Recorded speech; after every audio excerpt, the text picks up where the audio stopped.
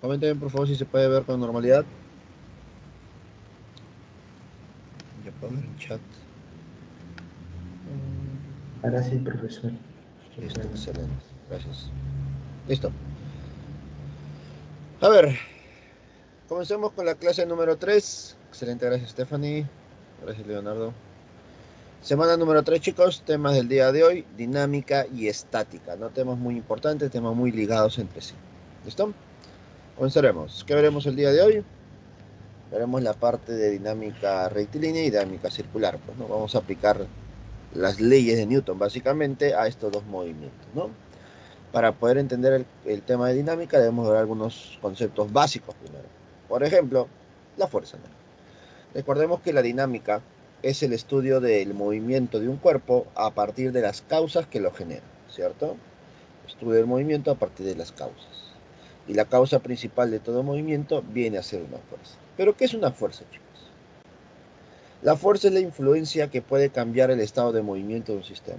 Recordemos que debido a la interacción de dos cuerpos se generan fuerzas. Estas fuerzas se pueden clasificar en fuerzas externas y fuerzas internas. ¿A quiénes se llaman fuerzas externas? Son aquellas que se generan con el entorno sobre el sistema.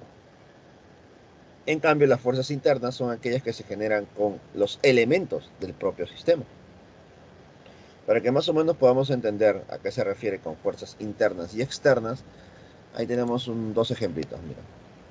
Primer ejemplo, para fuerzas externas, tenemos ahí un sistema llamado camión. Entonces, el sistema va a ser el camión. ¿Qué significa el sistema? El objeto de estudio. El sistema puede estar compuesto de un solo cuerpo o de muchos cuerpos, de muchos objetos. En este caso solamente estamos considerando el camión como el único sistema de estudio, ¿correcto? Este sistema, este camión está interactuando con el entorno. Dime, ¿con quién interactúa nuestro camión? A ver, dime. ¿Con quién estará interactuando el camión, chicos? Las personas Con están las jalando. personas que lo están jalando Con las personas que jalan, ¿con quién más? y con el piso. Con el suelo. Con el suelo. ¿Ya? ¿Algo más? Recuerda que por cada interacción que hay, habrá una fuerza, ¿no? Habrán fuerzas. A ver, piensen bien. El aire. La tensión. Con la El gravedad. aire, con la gravedad, con la tensión, por ahí. Entonces, vamos a observar lo siguiente. Si el sistema es el camión, todo lo que está alrededor en contacto con el camión está generando interacción. Y la primera interacción que podemos notar es el contacto con el suelo, ¿no? Con el piso. Debido al contacto con el piso o con el suelo, en cada llanta que se genera una fuerza de reacción normal. Debido al contacto nada más, hay fuerza de reacción normal. Entonces, ahí tenemos una interacción con el suelo. Ahora, eso genera la fuerza de reacción normal. Pero ¿quién genera el piso? ¿Qué genera el peso? ¿Qué interacción genera el peso?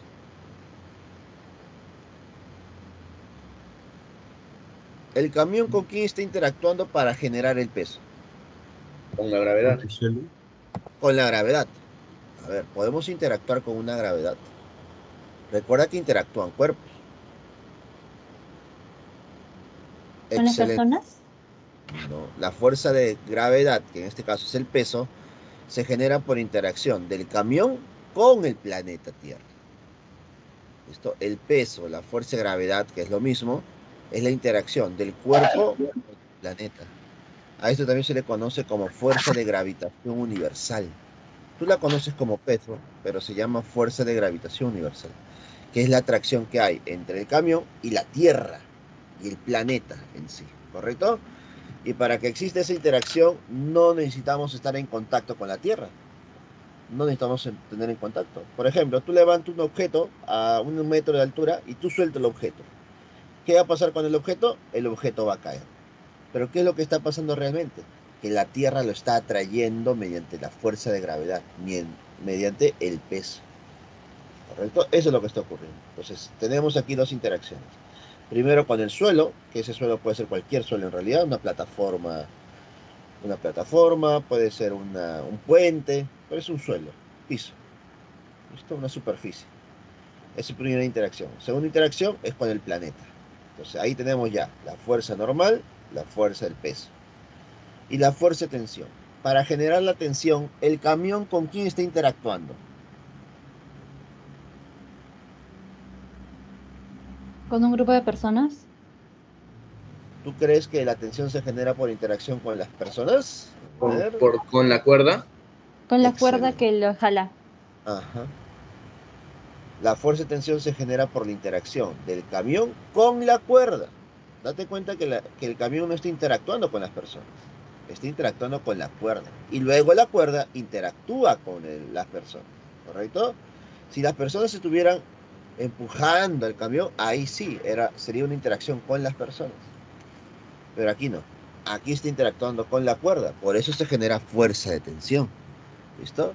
Si hubiéramos considerado nuestro sistema, la cuerda, ahí sí estaríamos diciendo que la cuerda interactúa con las personas e interactúa con el camión.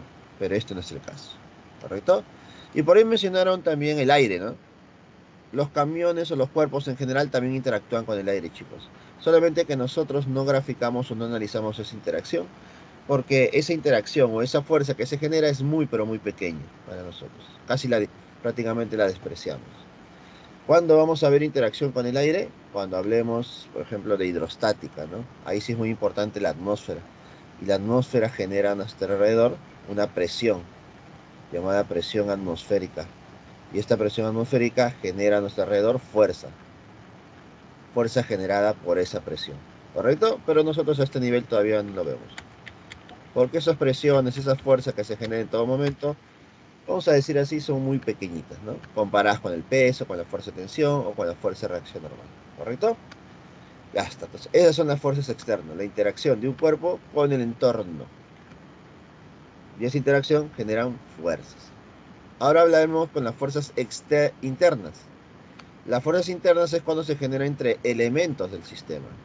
Mira, nuestro sistema aquí va a ser el átomo de hidrógeno. Sabemos que el átomo de hidrógeno está compuesto de dos partículas fundamentales con carga, de un electrón y un protón. El protón está en el núcleo y el electrón está en la zona extranuclear, ¿correcto? Al ser partículas cargadas, entre ellas, ¿qué se genera? Fuerza eléctrica. Fuerza eléctrica, ¿listo? Pero como la fuerza es generada o la interacción es generada entre dos cuerpos del mismo sistema, a esta fuerza se le conoce como fuerza interna. Pero cuando la fuerza es generada con el entorno, se llama fuerza externa, ¿correcto? Pues acá tenemos fuerza interna y fuerza externa. Ahí está. Pero ¿qué pasaría si ya no consideramos que nuestro sistema sea el átomo de hidrógeno? Si solamente consideramos que nuestro sistema es el protón. Si ahora nuestro sistema es el protón, dime, a esa fuerza eléctrica generada entre el protón y el electrón, ¿será una fuerza interna o una fuerza externa? ¿Qué crees tú? Si ahora ¿Interna? nuestro sistema será el protón, si ahora nuestro sistema es protón, todo lo demás se llamará entorno. Externa. Entonces, ahora se llamará externo. Ahora esta fuerza será externa. ¿Te das cuenta qué tan importante es considerar un sistema? Eso es lo que nosotros tenemos que tener en cuenta cuando resolvamos problemas de dinámica y estática. Identificar el sistema de estudio. Porque el entorno, el contacto o la interacción con el entorno generarán fuerzas. Fuerzas que nosotros debemos graficar y debemos analizar. ¿Correcto? Pues este es nuestro primer concepto, la fuerza. Segundo concepto, la inercia. La inercia. La inercia es tan culpable de muchas cosas que es muy importante verlo, ¿no? La inercia es una propiedad de los objetos materiales que se manifiesta como una tendencia a conservar tu estado de reposo o de movimiento. Listo, mediante la inercia nosotros podemos conservar nuestro estado de reposo o de movimiento. Todos los cuerpos materiales se resisten a cambiar su estado de reposo o de movimiento. Efectivamente, tu cuerpo siempre muestra una oposición a cambiar tu estado de reposo o de movimiento. A veces las cosas ocurren por inercia, sin que nosotros las queramos. Por ejemplo, acá yo tengo un camión. El camión está siendo jalado mediante la cuerda por esas tres personas. Pero, ¿tú crees que estas tres personas podrán jalar el camión, un camión enorme como este? No, es complicado mover el camión. ¿Listo? Entonces, por inercia, el camión no se va a mover. Por inercia, el camión se va a quedar en reposo. Por inercia, el cuerpo se queda en reposo. ¿Por qué? Porque es muy grande, tiene mucha masa. Esto tiene mucha masa. Entonces, ahí tenemos la inercia de reposo. En cambio, ¿qué hubiera pasado? Mira, ¿qué está pasando aquí? El niñito ha estado jugando con su bicicleta y repentinamente ve un perro y frena repentinamente. Frena bruscamente. ¿Listo? Ha podido frenar la bicicleta se detuvo, pero dime, ¿qué pasó con el niño? El niño salió disparado. ¿Por qué? Por inercia.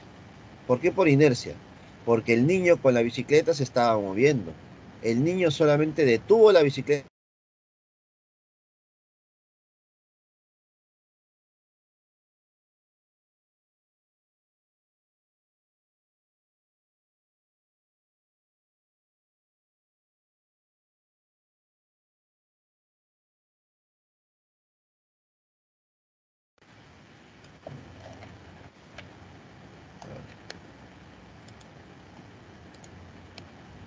Creo que se fue un momento, ¿cierto?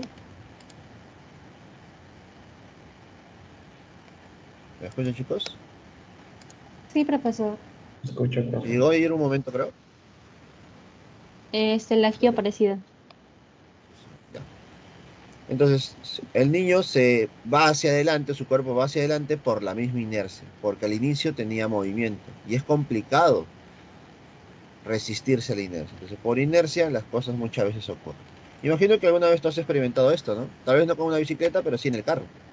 Cuando tú estás sentado, estás parado dentro de un carro en movimiento, cuando el carro frena bruscamente, ¿listo? ¿Qué pasa con tu cuerpo? Se va hacia adelante, ¿sí? Tu cuerpo se va hacia adelante por la inercia. Por la misma inercia, tu cuerpo tiende a irse hacia adelante. ¿Correcto? Por eso es muy importante cuando uno está sentado en los asientos tener colocado el cinturón de seguridad, ¿no? Para evitar accidentes. ¿Correcto? Entonces, esa es la inercia, la oposición de cambiar nuestro estado de reposo o de movimiento. Otro concepto muy importante viene a ser la masa. La masa es la cantidad escalar para la medida de la inercia. ¿Listo? La masa es la cantidad escalar para la medida de la inercia. Por ejemplo, para el camión, ¿por qué es complicado moverlo? Porque tiene mucha inercia. ¿Por qué? Porque tiene mucha masa.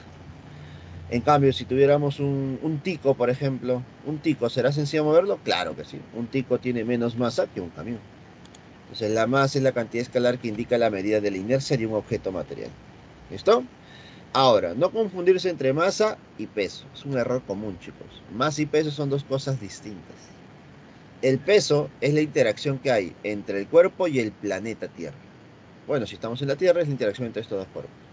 Si estuviéramos en Marte, será la interacción entre tu cuerpo y el planeta Marte. Si estuviéramos en la Luna, lo mismo, ¿correcto? Se mide mediante una balanza de resorte o un dinamómetro. Bueno, un instrumento para medir fuerza se llama dinamómetro. Antiguamente se usaba en los mercados, pues, ¿no? Cuando no se tenía una balanza común, se usaban los dinamómetros. El dinamómetro es un sistema que mediante un resorte puede indicarnos el peso del objeto. Y por ende también podemos conocer la masa, pues, ¿no? Esto, y con eso cobrarnos, ¿no? Un kilo de arroz, un kilo de papa, un kilo de camote, un kilo de fruta, pues, ¿no? Listo. ¿Cómo se calcula el peso? El peso se calcula multiplicando la masa del cuerpo por la gravedad. Usualmente para nosotros, ¿cuánto debe ser la gravedad? Coméntame, por favor. Normalmente para nosotros, ¿cuánto sería la gravedad? 10 metros sobre segundo al cuadrado. Efectivamente, 10 metros por segundos al cuadrado. Esto es lo que nosotros vamos a considerar, ¿no? Ahora, siempre repito y comento, ¿no? Tú no puedes considerar 10 toda la vida. Van a haber problemas donde te van a sugerir usar otro valor, como 9,8, 9,82, no lo sé. Así que siempre lean el problema porque están casi en la obligación de darte el valor de la gravedad que van a usar. ¿Listo? Eso lo menciono para los exámenes más que todo. Cuando estamos en modo práctica, si estamos aquí en Presa San Marcos, lo normal es 10. Pero si estás en un examen, siempre corroborar la información con los datos, ¿ya? En el dato te van a decir qué valor debes usar exactamente, ¿correcto? Pero siempre casi va a ser 10, ¿no? Pero por si acaso lo menciono. Entonces, ese es el peso, ¿ya? No confundirse peso con masa. Ahora sí, una vez ya teniendo claros los conceptos básicos, ya podemos meternos de lleno a las leyes de Newton. ¿Listo? Recordemos que nuestro amigo Newton es la culpable. Sí, él es el culpable de que tú estudies física en realidad, ¿no? ¿Listo? Él es el culpable de que tú veas este hermoso curso. ¿Sí o no, chicos? ¿Les gusta el curso de física? Sinceramente.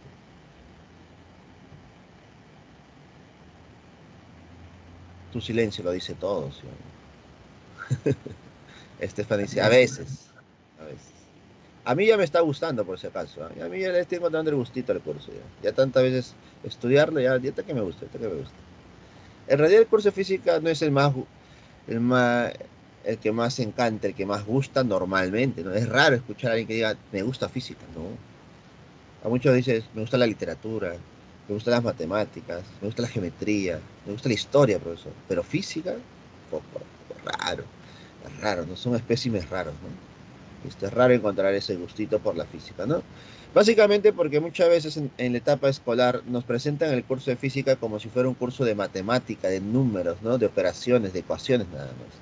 Y nos olvidamos de la parte conceptual que es muy importante para poder entender el medio que nos rodea, pues, ¿cierto? Muchas veces ocurre eso, ¿no? Pero no hay problema, chicos, no hay problema. Trataremos de que el curso no sea tan feo para ustedes, trataremos de que el curso tal vez, no es que te llegue a gustar después de este siglo, pero por lo menos a que no lo odien tanto, pues, ¿no? Eso, con que logremos eso es bastante. Listo, y uno de los culpables de que podamos estudiar física viene a ser Newton, pues, ¿no? Por el estudio del movimiento de un cuerpo.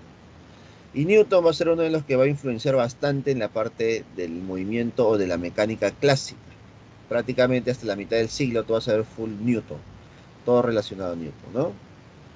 Así que en base a ello, en base al estudio del movimiento de un objeto, Newton creó o generó o propuso tres leyes. Tres leyes de Newton, ¿no? Por él, tú estás estudiando física. Por él, tu profesor tiene trabajo ahorita, ¿no? ¿Sí o no? Imagino. ¿Está?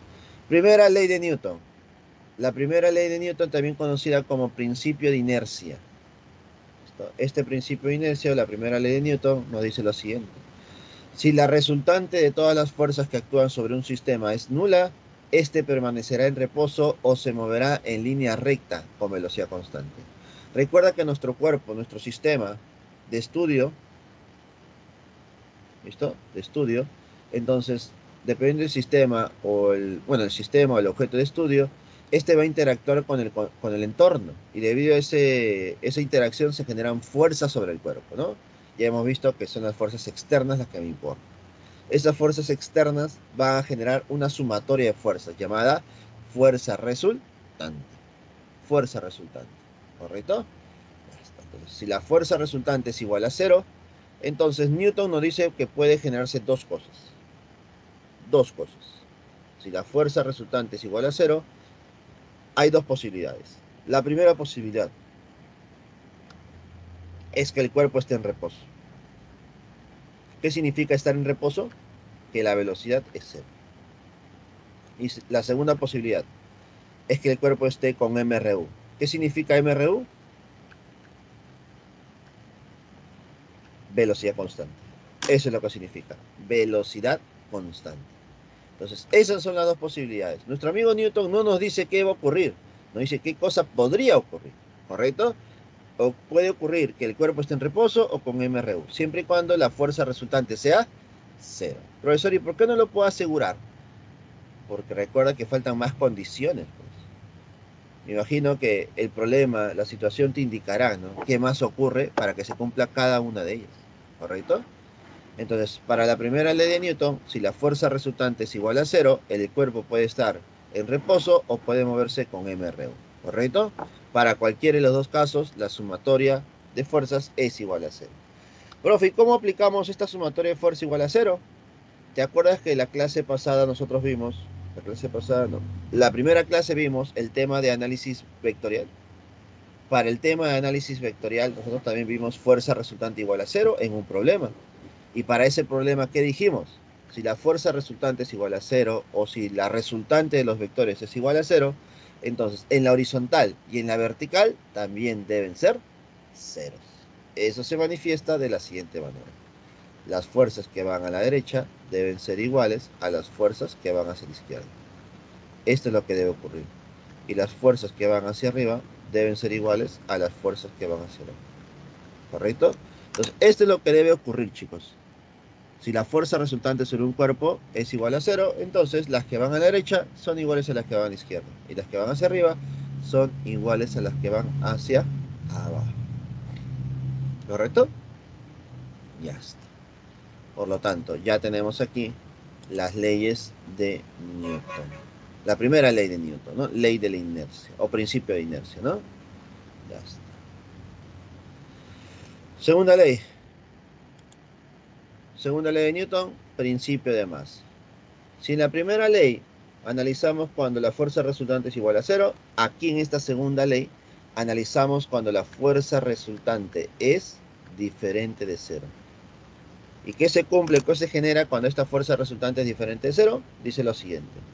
Si la resultante de todas las fuerzas que actúan en un sistema no es nula, este adquirirá una aceleración en la misma dirección de la fuerza resultante, la cual es directamente proporcional a dicha fuerza e inversamente proporcional a la masa del sistema.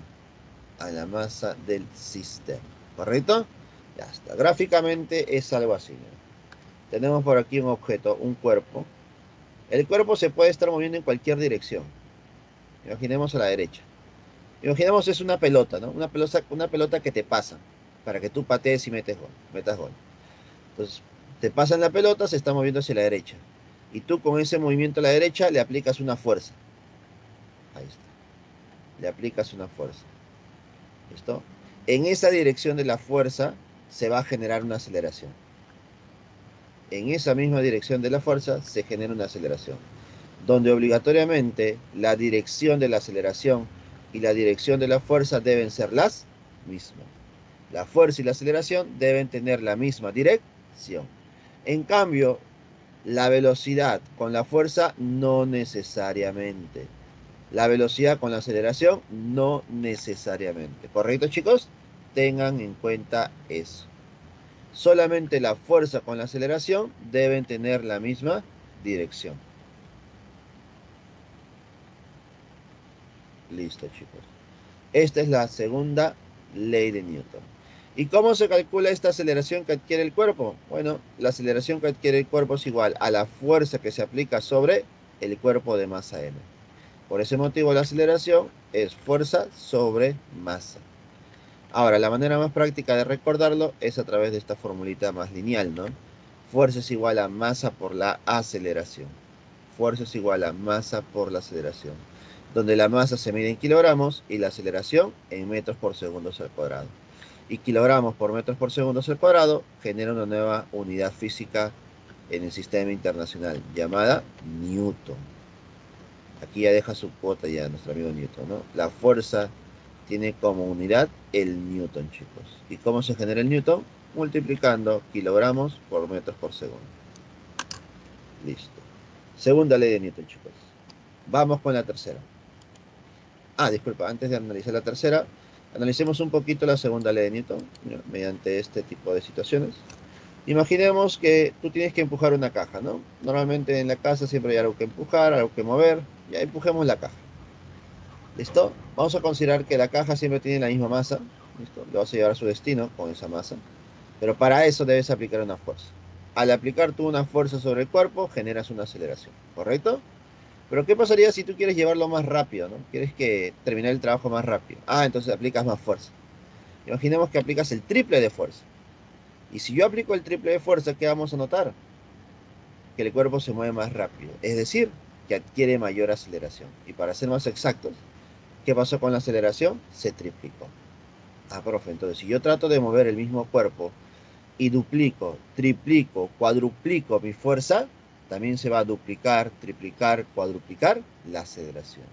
Entonces nos estamos dando cuenta que la fuerza y la aceleración son cantidades directamente proporcionales. Directamente proporcional. Siempre y cuando la masa se mantenga constante. Entonces la fuerza y la aceleración son directamente proporcionales. Si la fuerza se duplica, la aceleración también. Si la fuerza se triplica, la aceleración también. ¿Correcto? Ahora, ¿qué pasaría si tu mamá está viendo que estás empujando la caja con facilidad? ¿Listo? Tú aplicas una fuerza, generas una aceleración sobre la caja. Pero dice, a ver, Juancito, yo sé que tú puedes, te vamos a colocar 2 cajas más, mira, para ir avanzando más, ¿no? Para terminar más rápido. Entonces te aumentan 2 cajas, pero tú no puedes modificar tu fuerza porque ya estabas cansado. Entonces ya no modificas la fuerza es la misma, pero te han aumentado el peso, te han aumentado la masa que estás cargando o que estás empujando. Entonces, si me aumentan la masa al triple y yo aplico la misma fuerza, obviamente, por lógica, tú ya no moverás estas cajas de una manera muy sencilla, pues, ¿no? El sistema, las 3 cajas se moverán lentamente. Y eso se traduce a que la aceleración del sistema ha cambiado. La aceleración se reduce. Te das cuenta que cuando aumentas la masa, la aceleración se reduce. En este caso, si tú triplicas la masa, ¿qué pasa con la aceleración? Se redujo a la tercera parte, ¿no? Entonces ahí nos damos cuenta que la masa y la aceleración son cantidades inversamente proporcionales. Y P, siempre y cuando la fuerza debe ser constante. Debe ser constante, ¿correcto? Entonces, ahí tenemos un poco del análisis de la fuerza a la aceleración y la masa, chicos. Ya está. Ahora sí, nos vamos de lleno a la tercera ley de Newton. Tercera ley de Newton. Principio de acción y reacción, ¿no? A toda fuerza de acción se genera una fuerza de reacción. ¿Qué nos dice esta tercera ley de Newton? Cuando un objeto ejerce una fuerza sobre otro, el segundo ejercerá una fuerza sobre el primero de igual magnitud y de dirección opuesta. Esto se traduce a lo siguiente. Mira. Analiza el libro con la mesa. Estas dos superficies están en contacto. Al estar en contacto se generan estas dos fuerzas, de acción y reacción. Vamos a ver que el libro genera una fuerza sobre la mesa. Este es el vector verde. Esta es la fuerza verde. La fuerza verde es la fuerza generada por el libro sobre la mesa. B sobre A. ¿No? B es el libro, A es la mesa. Entonces la fuerza del libro genera sobre la mesa. Pero debido a esa fuerza de acción, esta es la fuerza de acción, vamos a ponerlo así. Debido a esa fuerza de acción, se genera una fuerza de reacción. La fuerza de reacción, ¿quién lo genera? La mesa, pero sobre el libro. Entonces, ahora tenemos una fuerza que genera la mesa sobre el libro. A esto se le llama fuerza de acción y fuerza de reacción. Recordar que la fuerza de acción y fuerza de reacción, ¿cómo son?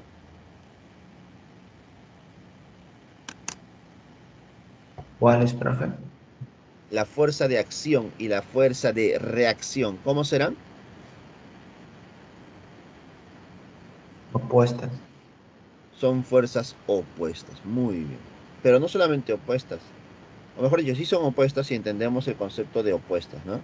En el tema de vectores, cuando nosotros vimos fuerzas opuestas o vectores opuestos, se entiende que las direcciones son opuestas, pero sus valores también son iguales, ¿no? Es decir, si la fuerza de acción vale 100, la fuerza de reacción vale 100 también, en dirección opuesta. Una vale 100 hacia arriba, el otro 100 hacia abajo. ¿Correcto? Entiendas eso, por favor, ¿ya? Entonces, la fuerza de acción y fuerza de reacción son fuerzas que tienen la misma magnitud, pero en direcciones opuestas. Eso también lo podemos notar cuando nosotros pateamos una pelota, pues, ¿no? Cuando pateamos una pelota, mira, observa por aquí. ¿Y cómo nos damos cuenta de que existe una fuerza de reacción? Imagínate patear la pelota, jugar fútbol, pero sin zapatillas, sin medias, descalzo. Y ahora imagínate patear una pelota de hace mucho tiempo, ¿no? Una pelota antigua, hecha de puro cuero. Dime, ¿qué pasará cuando pateas la pelota? Te va a doler, ¿cierto? Vamos a sentir mucho dolor. ¿Por qué, profesor? Porque cuando tú pateas la pelota, tú aplicas una fuerza sobre la pelota, sí. Es esta fuerza, ¿no? La fuerza del pie sobre la pelota. Esta es la fuerza de acción. Pero la pelota, al sentir esa fuerza de acción, reacciona y genera una fuerza sobre tu pie. Esta es la fuerza de la pelota sobre el pie, llamada fuerza de reacción. Pero si tú pateas la pelota con una fuerza de 100, ese 100 se te regresa al pie. Por ese motivo, te duele el pie, pues, ¿no? Cuando pateas una pelota. Ahora, ya con el tiempo inventaron los chimpunes, las zapatillas, de tal manera que el dolor ya no es tanto, ¿no? Amortigua un poco el dolor o el contacto entre el pie y la pelota, ¿correcto? Entonces, esta viene a ser la tercera ley de Newton, ¿no? el análisis de la fuerza de acción con la fuerza de reacción. ¿Correcto? Ya. Y en base a ello, chicos, llegamos a algunas conclusiones finales. Observaciones finales sobre las leyes de Newton. Mira. Observaciones. Observación para la primera ley de Newton. Si la fuerza es igual a cero, obviamente el cuerpo puede estar en reposo o puede estar con movimiento con velocidad constante.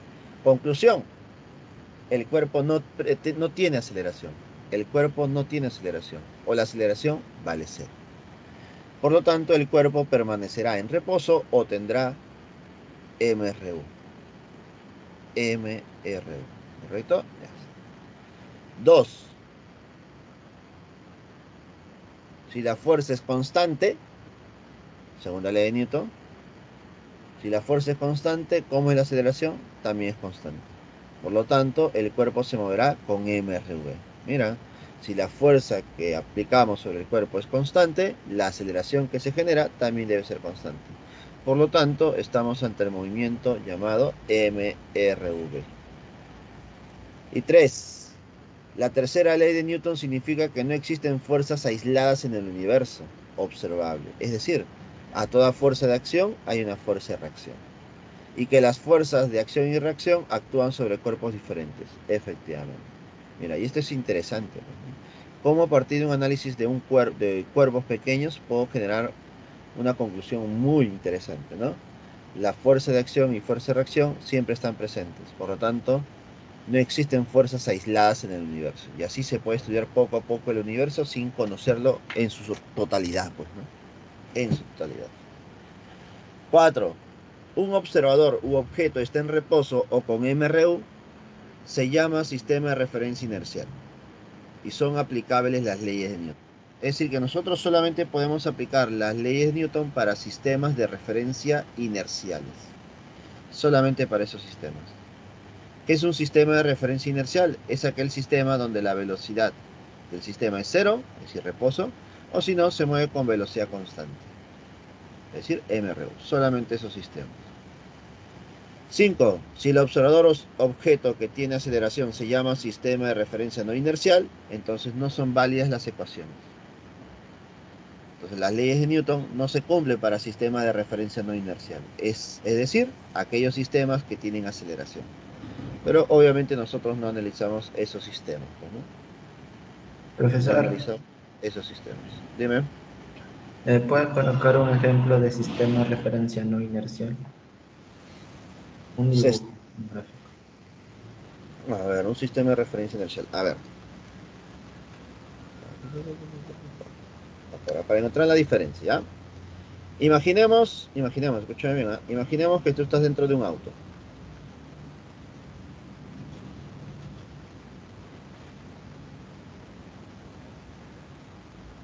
Tú estás aquí. ¿Listo? Y el auto se mueve con velocidad constante. ¿Listo? Se mueve con velocidad constante. Ya está. Y tú de adentro del auto, imagínate que tú estuvieras dentro del auto. Tú dentro del auto quieres analizar el movimiento de otro auto. ¿Listo? Este segundo auto puede moverse como se le da la gana. ¿Listo? Ya está. Entonces debemos decidir quién va a ser el sistema de estudio y quién va a ser nuestro sistema de referencia. Entonces, vamos a estudiar a este auto. Entonces, este es mi sistema. Y tú vas a ser el sistema de referencia. Pero como te mueves con velocidad constante, serás un sistema de referencia inercial. ¿Correcto? Ya está. De tal manera que cuando tú quieras estudiar el movimiento de este objeto, lo haces con la normalidad de todos los casos. Es decir, graficas tu vector posición, ¿de acuerdo? Lo que vimos en cinemática, vector posición inicial, y luego graficas el vector posición final. ¿Listo? Ya está. Obviamente que el final va a ser distinto, ¿no? Porque tú vas a estar más adelante, me imagino, ¿no? Porque estamos viendo y el sistema también se moverá. Y así graficas. Posición final. Entonces, las ecuaciones que tú conoces para la velocidad, las ecuaciones que tú conoces para aceleración, todo lo que has visto hasta el momento, se puede aplicar con normalidad. Es decir, se cumplen igualmente. Solamente porque tú te mueves con velocidad constante. ¿Correcto? No cambia mucho. el análisis es similar. Las ecuaciones se cumplen con normalidad. ¿Listo? Tú ves al objeto que se mueve como si lo estuvieras viendo afuera. Solamente que si dentro del auto tú lo ves con una velocidad de 10 metros por segundo, cuando estás fuera del auto lo verás con 20 metros o 30 metros por segundo. ¿Listo? Solamente cambian los valores de la velocidad, porque las ecuaciones son las mismas. ¿Listo? Ahora, ¿qué pasaría si en vez de que tú te muevas con velocidad constante, tú te mueves con una aceleración aparte? Es decir, el auto donde tú estás se mueve con aceleración. Es decir, tu sistema ya no será inercial, sino será un sistema de referencia no inercial. ¿Por qué? Porque tú te estás moviendo con aceleración. De tal manera que cuando tú quieras medir el movimiento del sistema, ya no puedes aplicar las mismas ecuaciones, porque ya no se cumple lo mismo. ¿Me dejo entender? A la hora de que tu sistema ya empieza a acelerar, el mundo exterior se mueve distinto. ¿Listo? Tal vez no lo percibimos nosotros a este nivel tan básico, pero a la hora de estudiar el movimiento te vas a dar cuenta que las ecuaciones que tú vas a aplicar no se cumplen ya. Tienes que generar algunos cambios, tienes que hacer algunas transformadas. ¿Listo? Lo cual nosotros llamamos transformadas de Lorentz, lo cual genera que estas ecuaciones de Newton, que tú conoces, la primera, la segunda o la tercera, ofrezcan un pequeño cambio, pues, ¿no? En sus estructuras. ¿Listo? Entonces, el mundo se observa de forma distinta cuando el sistema es de referencia no inercial. ¿Correcto? Obviamente las ecuaciones son más complejas. No, bueno, no tanto tampoco, pero no se cumplen como normalmente las conocemos. ¿Correcto? Entonces, a eso le llamamos nosotros sistema de referencia no inercial. ¿Listo? Cuando las ecuaciones se modifican.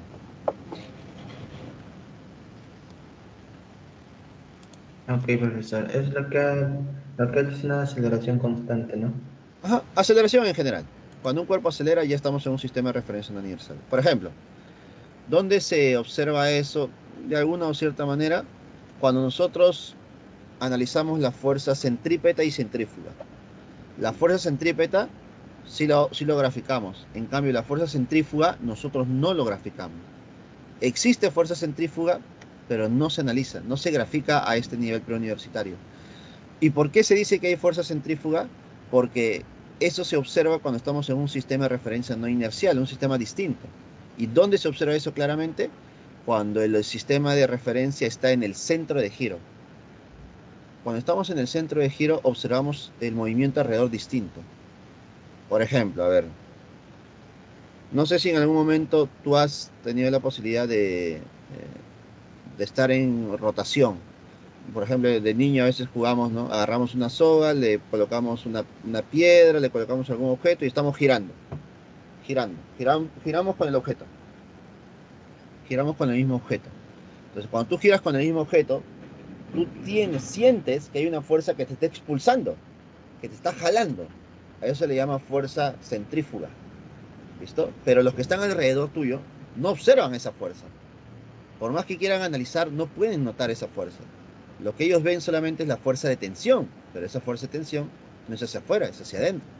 Entonces tú sientes otras cosas, que hay una fuerza centrífuga que te expulsa, ¿listo? Pero tú, al ver el objeto, dices, oye, pero el objeto está delante mío, porque yo me muevo junto al objeto. Pues te das cuenta que tienes otra percepción. Normalmente ocurre eso cuando cambiamos de sistema.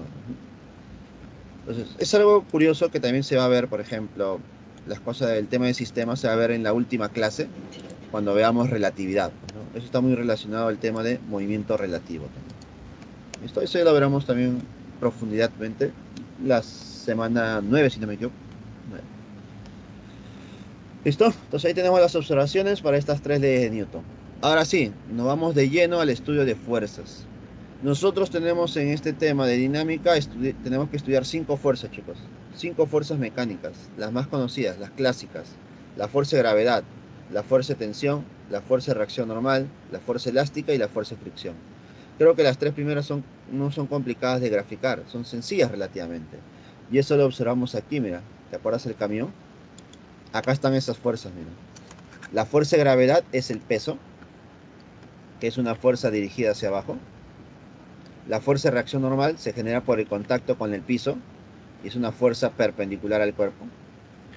¿Te das cuenta? perpendicular al cuerpo. Y la siguiente fuerza es la fuerza de tensión. La fuerza de tensión se grafica normalmente haciendo un corte imaginario, pues, ¿no? Tú haces a la cuerda un corte imaginario y del cuerpo hacia el corte graficas la tensión. De tal manera que esas tres fuerzas ya podemos analizarlas, ¿no? Lo único que nos faltaría sería la fuerza de fricción y la fuerza elástica, que es lo que vamos a ver a continuación, ¿correcto? Ahora, recuerda que cuando tú analizas las fuerzas sobre el cuerpo, a eso se le conoce como diagrama de cuerpo libre. Si un problema te dice, determine el diagrama de cuerpo libre, ¿qué te están pidiendo? Graficar las fuerzas, nada más. Ese es el diagrama de cuerpo libre, la gráfica de las fuerzas sobre el cuerpo. Comencemos con la fuerza de rozamiento, con la fuerza de fricción. Es una fuerza que se opone al movimiento o al intento de movimiento de un cuerpo respecto al otro cuando están en contacto.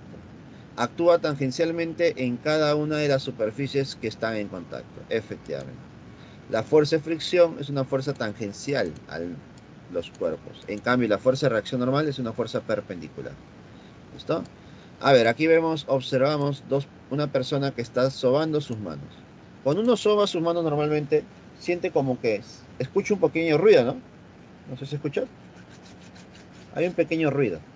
¿Listo? Ese ruido se genera por las asperezas de nuestro cuerpo o de nuestras manos. Hay un poco de asperezas. Imagínate una persona que trabaja en construcción. ¿Cómo será su mano? Será mucho más áspera, ¿cierto? Habrán mayor asperezas, mayor fricción, mayor rozamiento. Las señoritas normalmente no desean esas manos toscas, ¿no? Unas manos muy ásperas. Por lo tanto, a veces las señoritas lo que hacen es usar cremas, ¿no? Cremas humectantes, cremas para alisar un poco la piel. ¿Listo? Entonces, cuando tú te echas esas cremas y sobas tus manos, ese ruido desaparece prácticamente. Tus manos están más lisas. ¿Por qué? Porque mediante esas cremitas reducimos la fricción. Mira. Mediante esa crema reducimos la fricción entre las manos. Ahora, ¿la fricción es importante o no es importante? Es un tema sumamente importante a nivel industrial, a nivel de máquinas. Por ejemplo, en el mundo automovilístico, dime, a los motores, al sistema de motor, ¿qué se le tiene que echar también aparte de gasolina? Se le tiene que echar un aceite, ¿no? Se le tiene que echar aceite. Dime, ¿para qué se le echa aceite?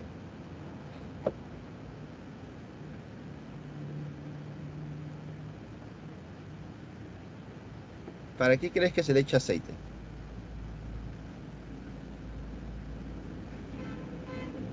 Para lubricar esa parte. Para lubricar. ¿Y qué significa lubricar? Reducir la fricción, ¿no? Entonces se va a reducir la fricción.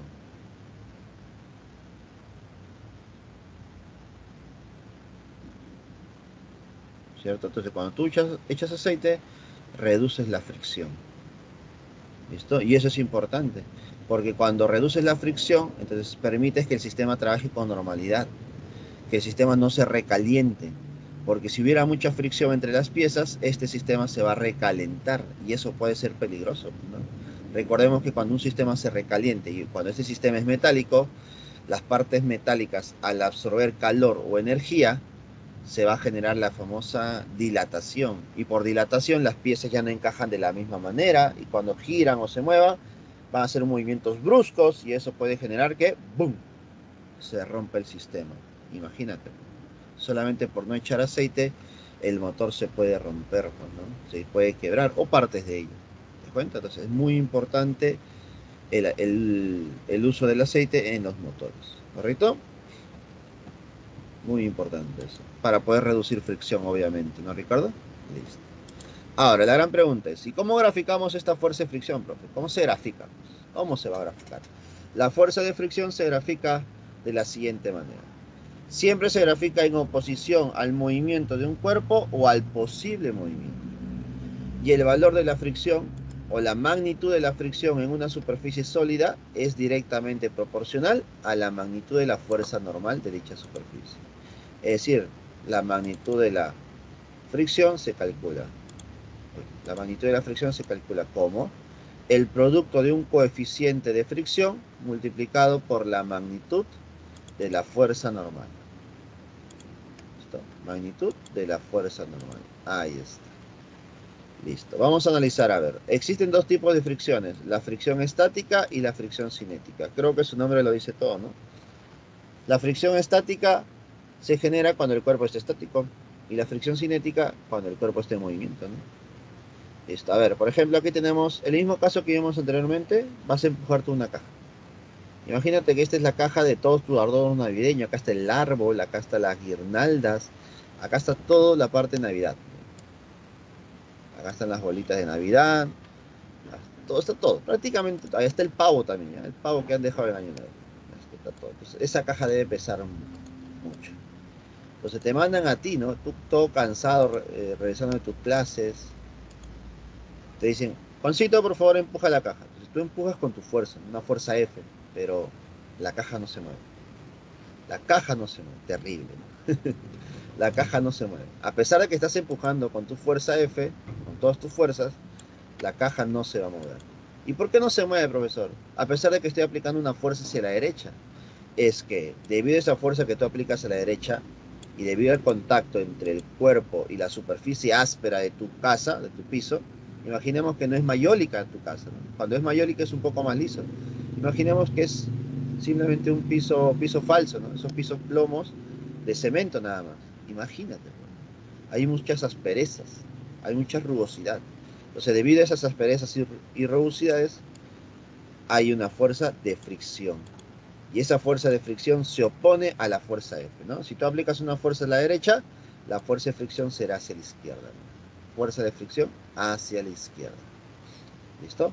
Entonces, debido a esa fuerza de fricción, tú no vas a poder mover la caja. O la caja no se mueve. ¿Correcto?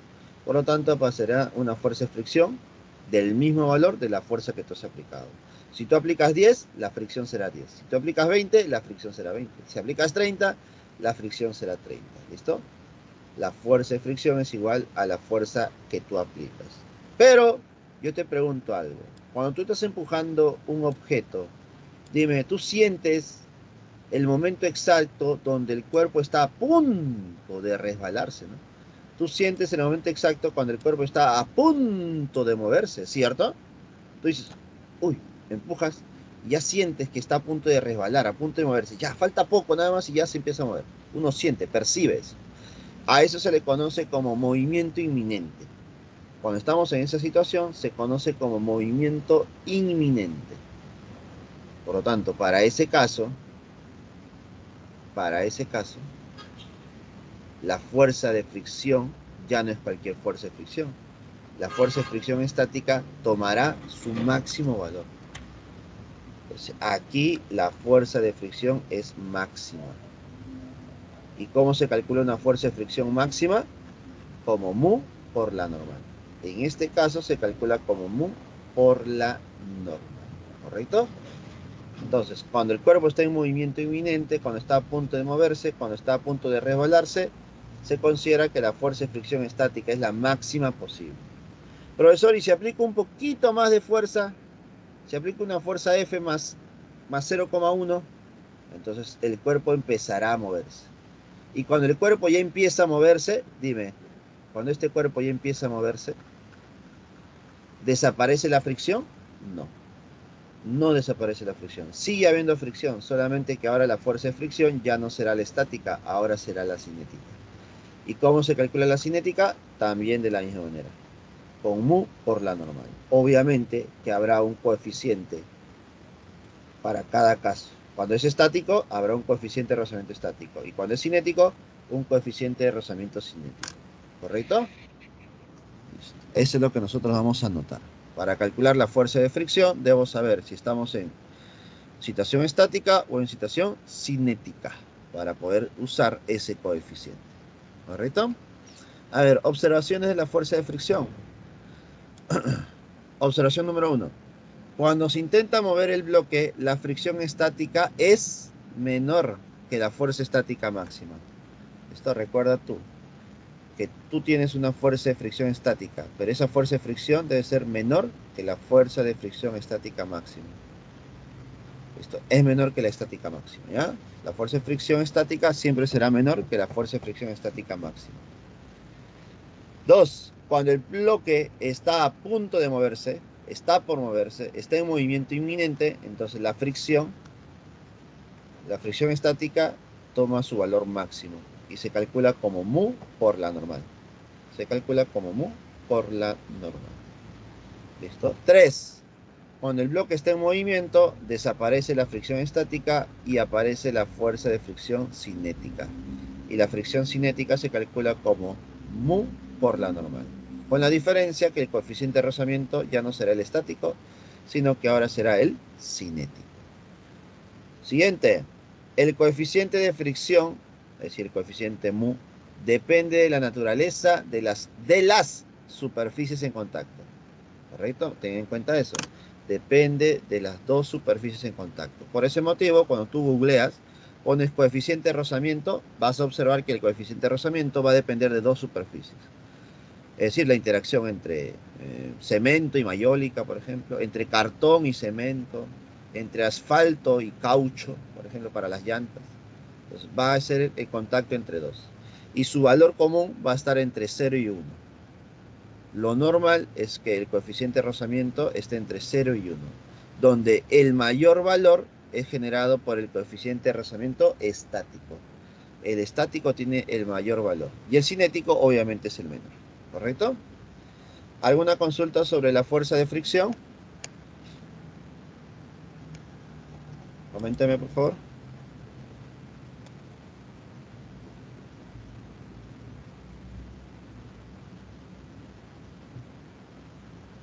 Profesor, Dime. la fórmula es inversamente proporcional. Algo así como la aceleración es igual a, o fuerza es igual a masa por aceleración. ¿No es la misma concepto de ser inversamente proporcional? Ya, ¿a quién te refieres? Para decir que es inversamente proporcional debo tener dos cantidades. ¿Qué cantidades estás comparando? El coeficiente de rozamiento estático por la normal. No. Es decir, si no, Recuerda que para que exista una relación directa o inversa, las dos cantidades deben modificarse. Y recuerda que cuando yo estoy en contacto con la superficie, la normal no cambia. La normal es la misma. La fuerza de reacción normal es la misma. La normal no va a cambiar. La normal siempre va a ser la misma. Recuerda que la normal se genera por el contacto con el piso nada más. Y el contacto con el piso siempre lo voy a tener. Lo que cambia es la fricción, debido a si es que yo me muevo o no me muevo. Eso sí cambia. Pero la normal siempre está presente a pesar de que yo no me mueva. Si tú estás parado sobre la superficie, hay una normal. Vamos a poner que la normal sea 800. Si yo estoy moviéndome, la normal está ahí. Mientras yo siga en contacto con la superficie. Y sigue siendo 800. Lo que cambia es la fricción. Si yo estoy en reposo y alguien trata de empujarme y no me muevo, es porque la fricción es estática. Pero la normal sigue siendo 800. Ahora, si alguien me empuja y me llega a mover, entonces ahora actúa la fuerza de fricción cinética porque me empiezo a mover. ¿Correcto? Pero recuerda, la normal no cambia, es la misma. ¿Quedó claro esa parte? y si comparase la fuerza cinética que es directamente proporcional con la fuerza normal, ¿se podría? Tampoco. Tampoco. Recuerda que para poder comparar dos cantidades de forma directa o inversa, las dos deben cambiar. Yo te pregunto, cuando tú dices dos cantidades directamente proporcionales, por ejemplo, A con B, tú debes saber que para que exista una relación directamente proporcional, si A aumenta, ¿qué debe pasar con B? Aumenta. Aumentar, ¿cierto? Y si A disminuye, ¿qué debe pasar con B? Disminuir. Y yo te pregunto, estos coeficientes no cambian, estos coeficientes son constantes. Son constantes, no van a cambiar. ¿Listo? Así que yo no puedo decir que la fuerza con el coeficiente son directamente proporcional, porque no es así. ¿Listo? Si nos enfocamos en los conceptos correctos de cantidades directamente proporcionales. Esto ya tú lo ves en matemática, pues, ¿no? Obviamente yo con los conceptos que manejo de este temita, te puedo mencionar que para que sean cantidades directamente proporcionales debe cumplirse esta relación. Y eso tú lo manifiestas en una gráfica. ¿Sí o no? La gráfica de cantidades directamente proporcionales es una recta, ¿cierto? Entre A y B debe generar una recta. Y cuando son inversamente proporcionales debe generar una curva como esta. Y eso no ocurre con estas dos, pues. No ocurre con estas dos. ¿Listo? El coeficiente y la fricción no son cantidades directamente proporcionales, propiamente dicho. ¿Listo? A menos que tú me digas, ¿no? A ver, si analizamos dos cuerpos diferentes, ¿no? Analizamos un caso 1 y un caso 2. Ya, pero ya estamos hablando de dos situaciones distintas, ¿no? No es que el coeficiente haya cambiado para el primer caso, no. Estamos analizando otras superficies. Y cuando yo analizo otra superficie, ahí sí, pues, ¿no? Obviamente el valor no es el mismo, pues, ¿no? No es el mismo. ¿Listo? Pues ahí los valores cambian porque estás analizando dos situaciones. No estás analizando la misma situación y cómo varía cada una de ellas. ¿Correcto? Tengan mucho cuidado. No siempre porque veamos en una fórmula y se relacionan entre sí, podemos decir que hay una relación física.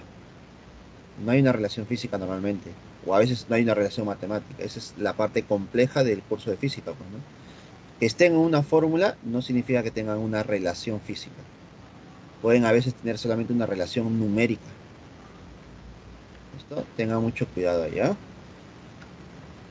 Es complicado al inicio darse cuenta cuando hay una relación física y cuando hay una relación numérica nada más. Por ejemplo, como tú mencionas, en la fuerza es igual a masa por la aceleración. La fuerza no tiene relación con la masa. Tú puedes aplicar mucha fuerza, pero dime, ¿la masa cambiará? No, La masa no cambia, sigue siendo constante. Entonces, hay una relación numérica porque están en una ecuación, pero no hay una relación física entre ellos. ¿Sí o no? En cambio, la fuerza con la aceleración sí la tiene. Porque si yo aplico más fuerza, genero más aceleración. Y si aplico menos fuerza, tenemos menos aceleración. Ahí existe una relación física. ¿Te das cuenta? Pero numéricamente, mira, los tres se relacionan. Los tres se van a relacionar. ¿Listo? Y al despejar de aquí la fuerza entre la aceleración, me da la masa. Y como la masa es constante, mira lo que es lo que se ha generado. Cuando tenemos la división de dos cantidades y me da un valor constante, yo puedo decir que estas dos son cantidades directamente proporcionales, porque cumplen con la condición de que uno aumenta, el otro aumenta. Si uno disminuye, el otro disminuye. ¿Aumenta? Entonces ahí tenemos que tener mucho cuidado. ¿Listo? Una cosa es relación numérica, porque está en una fórmula, y otra cosa es una relación física, que también en algún momento han preguntado en Presa Marcos, ¿no? Y eso, por ejemplo, te dicen, ¿la fuerza depende de la aceleración? ¿O la aceleración depende de la fuerza? ¿No? Una pregunta tan sencilla como esa a veces puede generar complicaciones. ¿Quién depende de quién? ¿La fuerza depende de la aceleración o la aceleración depende de la fuerza? ¿Qué creen ustedes, chicos? la aceleración depende de la fuerza. La aceleración depende de la fuerza. Esa es la relación física, ¿no? Yo con aceleración no genero fuerza, ¿no? Yo genero aceleración por la fuerza. ¿Correcto? Es decir, que la fuerza genera la aceleración. ¿Correcto? Ya está. Entonces, ya hemos visto aquí las observaciones para la fuerza de fricción. Vamos a completar las fuerzas mencionando la fuerza elástica. Como su nombre lo dice, ¿no? Fuerza elástica, fuerza por la deformación elástica de un cuerpo. Obviamente todos los cuerpos son elásticos hasta cierto punto, ¿no? Cualquier cuerpo que yo presente tiene elasticidad. Mira, por ejemplo, este tubito, esta cañita de acrílico, también tiene elasticidad. Obviamente, la elasticidad, la deformación que se genera, no es la misma que para un resorte, por ejemplo, que para un globo, para una llanta, para una liga. No es la misma deformación. Habrán cuerpos con mayor elasticidad que otros, ¿cierto? Porque recuerda que la elasticidad, como has visto en el curso de química, es una propiedad de la materia, ¿correcto?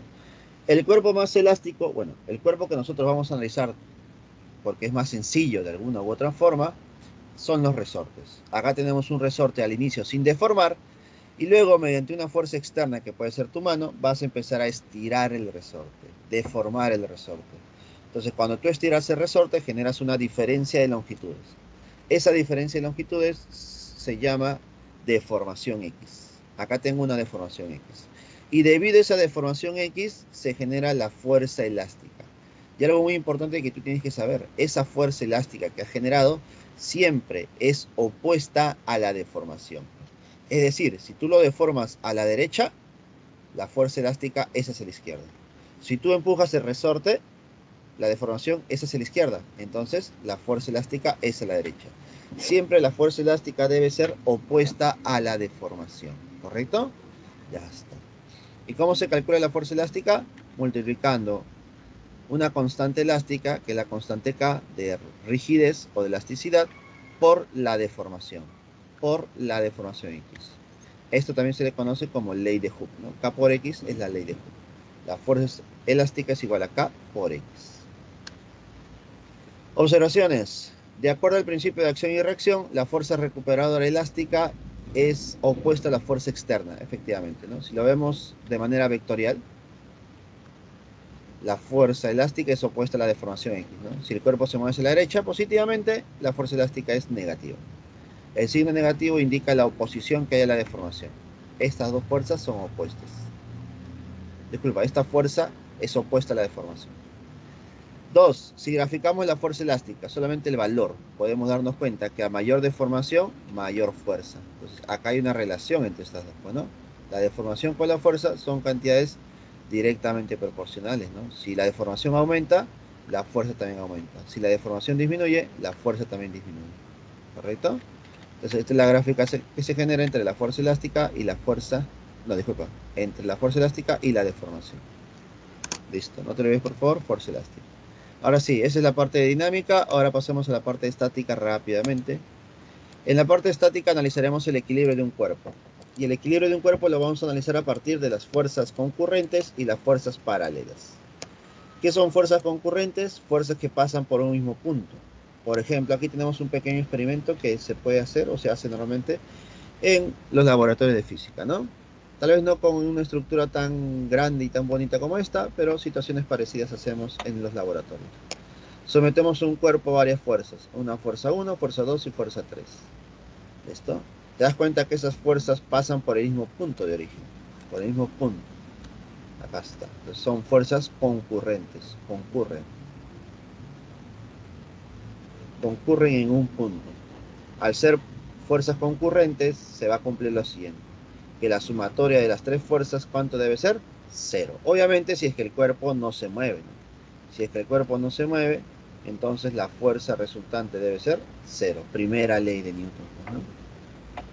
Si se cumple la primera ley de Newton, la suma de fuerzas es igual a 0. Profe, ¿y qué hacemos cuando la sumatoria de fuerzas es igual a 0? ¿Cómo atacamos el problema? ¿Cómo resolvemos el problema?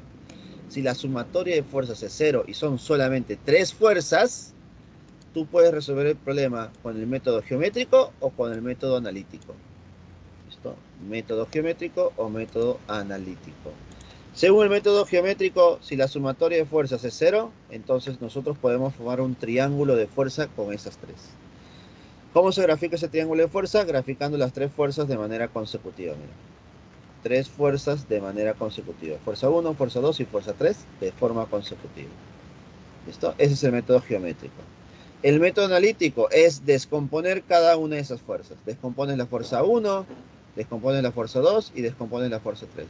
Y analizas cada eje. Bueno, en cada eje, ¿cuánto debe ser la suma? Debe ser 0, ¿no? Sumatoria de las fuerzas en el eje X y sumatoria de fuerzas en el eje Y deben ser 0. De esa manera nosotros atacamos las fuerzas concurrentes. Y las fuerzas paralelas son similares. Cuando hay fuerzas paralelas, ahí sí ya no se puede generar este tipo de gráficas, pero sí puedo analizar el método analítico mediante la descomposición. ¿Correcto? Ya está. Eso lo vamos a ver más claro en los problemas mismos. Por último, observaciones. Si la masa de un cuerpo sólido está distribuida uniformemente a través de su volumen, su densidad es constante. Y se dice que el cuerpo es homogéneo. ¿Qué significa un cuerpo homogéneo? Es cuando la masa está distribuida de manera uniforme. Por lo tanto, la densidad en cualquier punto es la misma. Esto, distribución de la masa de manera uniforme, ¿no? Lo cual no ocurre en la gran mayoría de cuerpos, pero, por ejemplo, vamos a considerar eso, ¿no? Cuerpo homogéneo, distribución de masa de la misma manera en todos los puntos. 2. El punto de un cuerpo sólido macroscópico donde parece concentrarse su peso se llama el centro de gravedad. Y el cuerpo se puede representar como una partícula simple. Es decir, donde se concentra el peso de todo el cuerpo se llama centro de gravedad. Y es muy importante identificar ese centro de gravedad, ¿no? Porque a partir de ese punto central de gravedad, tú puedes graficar la fuerza de gravedad. A partir de ese puntito. 3. El centro de gravedad o punto G de un cuerpo sólido, homogéneo y simétrico se localiza en su centro de simetría. Por ejemplo, para una esfera, ¿dónde está el centro de gravedad? En el centro de la esfera.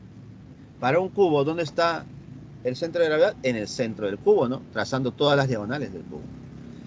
En un cilindro, ¿dónde está su centro? En el centro del cilindro, es decir, a mitad de altura, ¿no? A mitad de altura desde la base, ¿no? Y obviamente en el centro de la circunferencia transversal que se generaría, ¿no? Y el centro, ¿dónde se encuentra para un triángulo? En el baricentro. En un triángulo el centro se encuentra en el baricentro. ¿Correcto, chicos?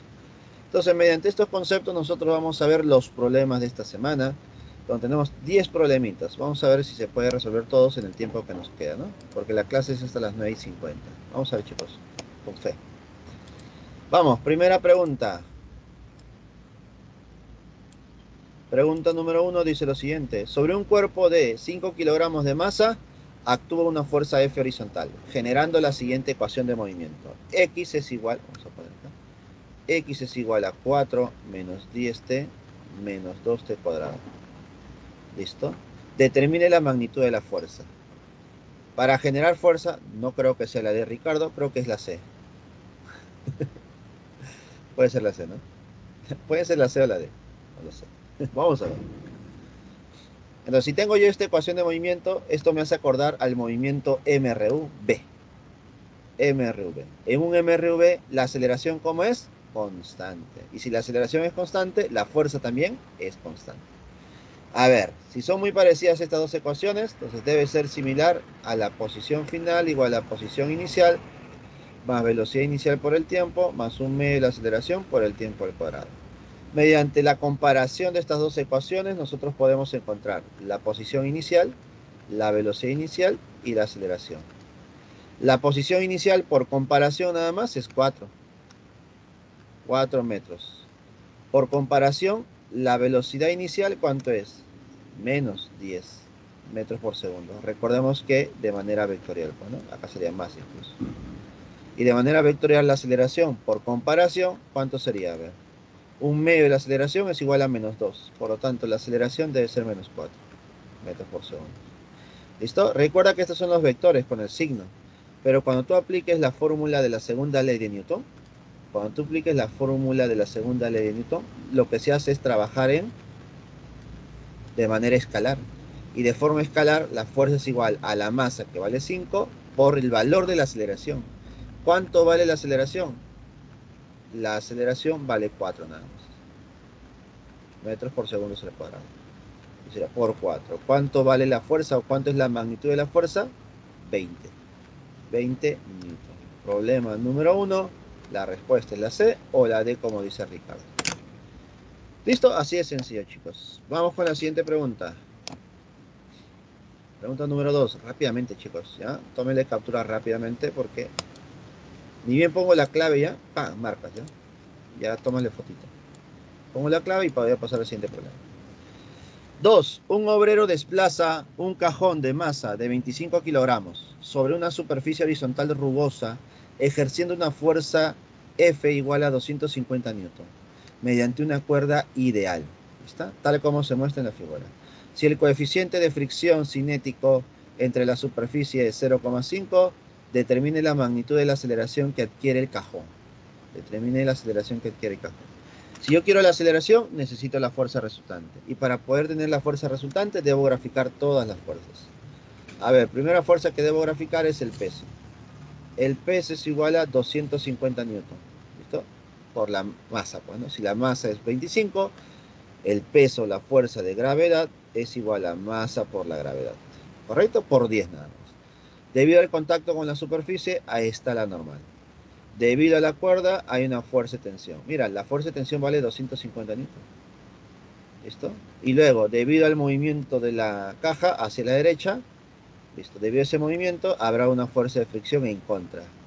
La fuerza de fricción en contra, que es igual al coeficiente de rozamiento cinético por la normal. Si yo quiero encontrar esta fricción, debo saber la normal. Y para saber la normal, debo analizar todas las fuerzas que están en el eje vertical. Y para poder saber las fuerzas que están en el eje vertical, debo descomponer todas. Todas las fuerzas deben ser horizontales o verticales. Profe, ¿para eso debo descomponer 250? Claro que sí. Tal como tú has hecho en los vectores. Descompón, a ver. Al descomponer en este triangulito, tú sabes que aquí es 5K, aquí es 3K y aquí es 4K. Si 5K es igual a 250, K vale 50. Y si K vale 50, tendremos por aquí 200 newton y aquí tendremos 150 newton. Chau 250. Trabajo con estas dos componentes. Y ahora sí, analiza. En el eje vertical están estas tres fuerzas. En el eje vertical no hay aceleración. Y si no hay aceleración, ¿qué se va a cumplir? Las fuerzas que van hacia arriba iguales a fuerzas que van hacia abajo. ¿Quién va hacia arriba, profe? Hacia arriba va la normal. ¿Quién más? 250. ¿Y quién va hacia abajo? 250. ¿Cuánto vale el normal? Profe, la normal vale 100, pues 100 newton. Efectivamente. Con eso ya tengo la normal. Y con esa normal, ¿puedes calcular la fricción? Claro. La fricción es igual a mu cinético, que es 0,5. Por la normal, que es 100. ¿Cuánto vale la fricción? 50. 50 newton. Con eso ya tenemos la fricción. Como ya hemos analizado la vertical donde no hay movimiento, ahora analiza la horizontal donde sí hay movimiento. En esa horizontal tendremos fuerza resultante igual a masa por la aceleración. Recuerda, eso es en la horizontal, ¿ya? La fuerza resultante es fuerzas que van a la derecha menos fuerzas que van hacia la izquierda. O fuerza mayor menos fuerza menor, ¿no? La fuerza mayor es 200, la fuerza menor es 50. Esto es igual a la masa, 25, por la aceleración que nos piden. 200 menos 50, 150. Igual a 25A. ¿Cuánto vale A? Ricardo, ¿sale la A? ¿Sí? ¿Sale 6? Sale 6. 6 metros por segundo al cuadrado. Problema número 2. Resuelto. La clave es la A. Avioncito. ¿Correcto? Ya tenemos dos primeros problemitas, mira. Dos primeros problemitas. Vamos con la tercera preguntita. Tercera pregunta, a ver. Dice, en el interior de una cabina de ascensor se encuentra un objeto de 60 kilogramos de masa, parado sobre la base. Si el ascensor asciende con una aceleración de magnitud de 3 metros por segundo al cuadrado, determine la fuerza que ejerce la base del ascensor sobre el joven. A ver, ¿quién será esa fuerza que ejerce la base sobre el joven? Grafiquemos aquí la cabina. Acá está la persona. Acá está la persona.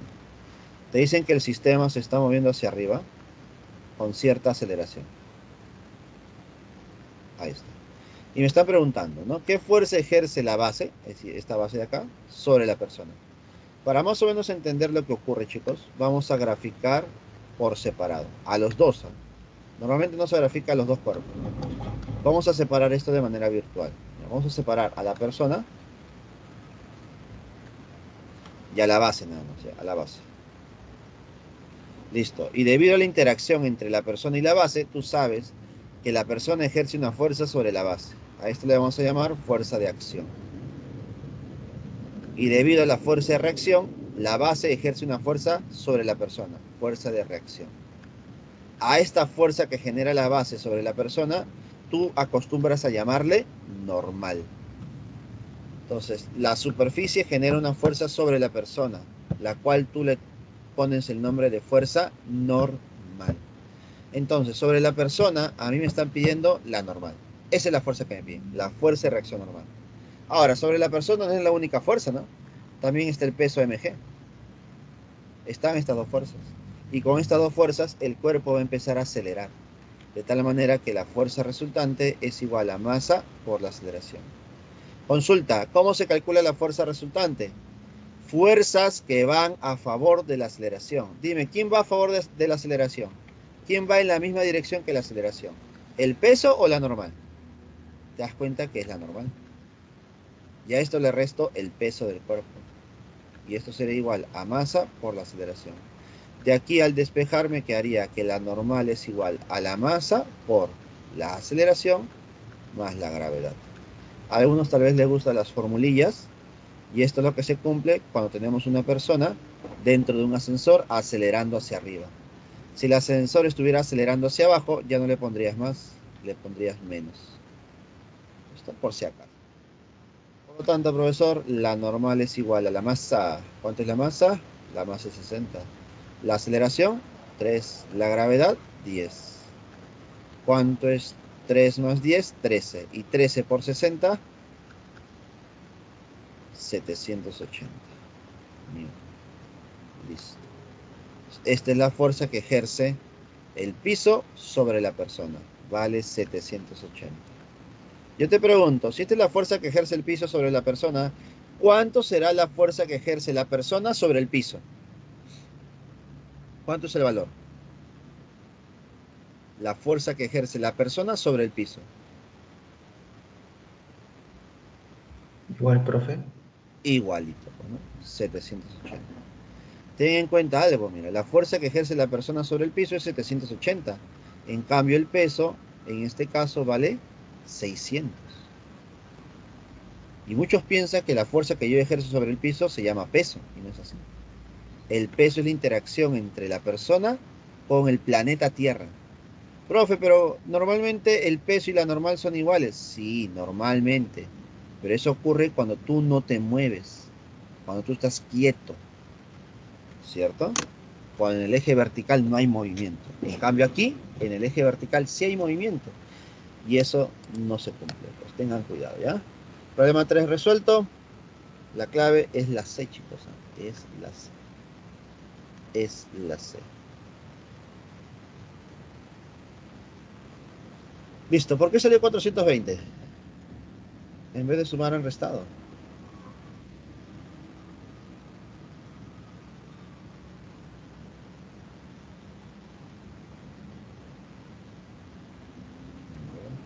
Ya, vamos. 4. Un esquiador desciende con aceleración constante A por una pendiente de hielo que forma un ángulo alfa igual a 37 grados con la horizontal, tal como se muestra en la figura.